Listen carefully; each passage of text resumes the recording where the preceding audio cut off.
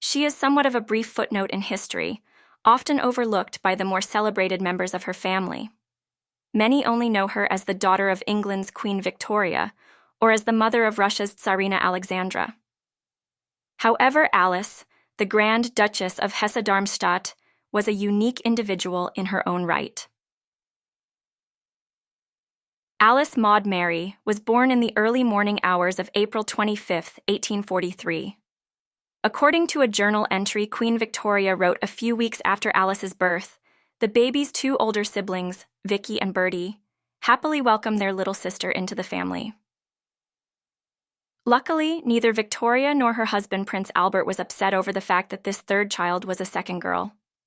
The Queen appeared proud of the newborn, writing in her journal of her belief that Alice would become the beauty of the family. Alice had a typical royal upbringing that consisted of nannies and tutors. Common of royalty, contact with her parents was somewhat limited, and her siblings were her best friends. She was a special companion to her brother Bertie, and the two remained close their entire lives. Alice's relationship with her older sister Vicky was also friendly, and as little girls, they were often caught in some kind of mischief together. One time, the sisters went for a walk through the palace and encountered a servant polishing a black grate. The children walked up to the young woman and kindly offered to help, but before the worker could accept or refuse the offer, Vicky and Alice grabbed the brushes and applied them to the servant's face and clothing. The little girls unsuccessfully tried to keep from laughing, and the worker, resembling a chimney sweeper, darted from the room. As Alice grew from a happy girl of artistic talent and into a serious-minded young woman, she proved to be a loyal and reliable member of her family. This commitment was evident when tragedy befell her home in December 1861. That winter, her father fell seriously ill with typhoid fever. Alice, now 18 years old, devoted her entire time to nursing her father in order to allow the Queen to attend to the business of the monarchy. Everything in Alice's life was put on hold, and she spent endless days and nights reading to her father and trying to ease his pain.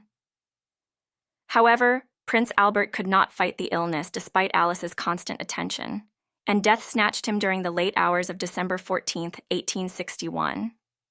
The Queen, along with the rest of her family, were still in mourning when Alice married Louis, the Grand Duke of Hesse-Darmstadt, 7 months after her father's death. Their union produced 7 children: Victoria, Ella, Irene, Ernst, Friedrich, called Friddy by his family. He died tragically when he fell from a window in 1873, Alex and May. Though their family had many bright moments, Louis and Alice eventually realized they shared little in common. Alice became frustrated at her husband for not having the ability to engage in what she perceived to be intelligent conversations.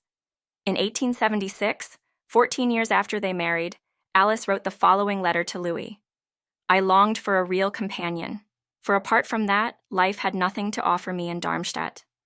I could have been quite happy and contented living in a cottage if I had been able to share my intellectual interests and intellectual aspirations with a husband whose strong, protective love would have guided me around the rocks." Alice's disappointment in her marriage did not stop her from taking an interest in her husband's subjects, however. Eventually, the Grand Duchess started to pay close attention to the social concerns of the lower classes. She would often visit the homes of the poorest families, many times incognito, in order to learn about their living standards and how she could help improve what she witnessed. Alice once wrote to her mother about the visits, stating she felt the need of doing the little good she was capable of.